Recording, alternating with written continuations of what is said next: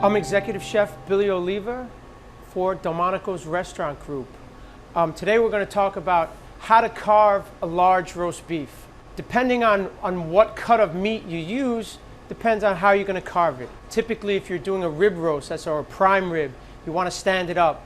Today we're doing a top round of beef, which is a very big piece of meat, which we've broken down into two pieces.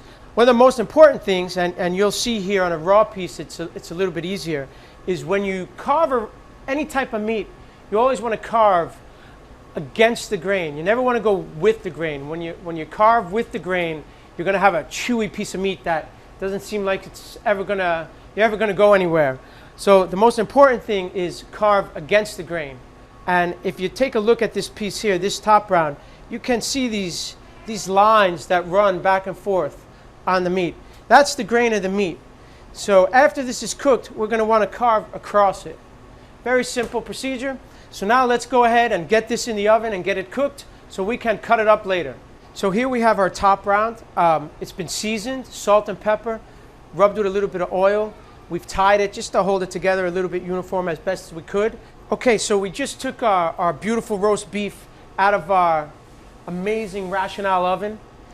We've let it rest for about 10-15 minutes. Very important, any type of meat, even if it's a small steak, very important, let it rest. Let those juices come back into the middle. Let the steak relax before you cut it. If you cut it right out of the oven, all those juices are going to run out onto the table and you're going to lose all that flavor, all that moisture, and that's not what you want to happen. You can still see the grain of the meat going in this direction. So we're going to cut across that.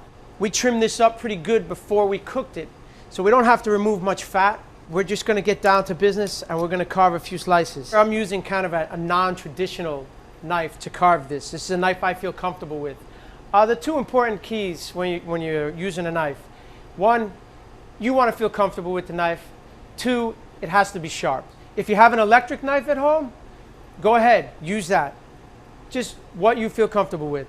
So we've cut a few slices off already. We've gotten kind of to the center. And now, just going to cut as thin as we can down the center. Try and get a nice full slice. You want to let the knife do the work.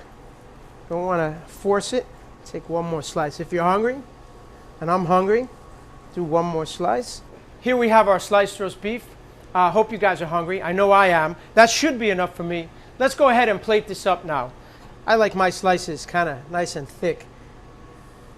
Here, we're just going to lay that here. We have some grilled asparagus that we're going to serve with this today that we grilled off earlier and just kind of reheated them up. And here I have a little bit of a red wine demi-glace or a red wine sauce.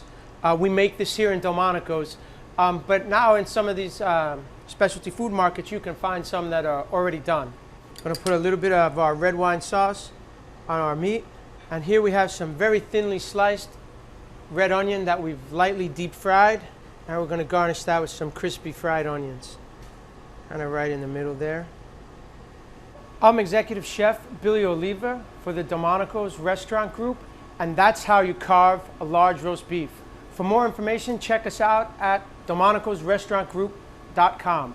Now let's eat.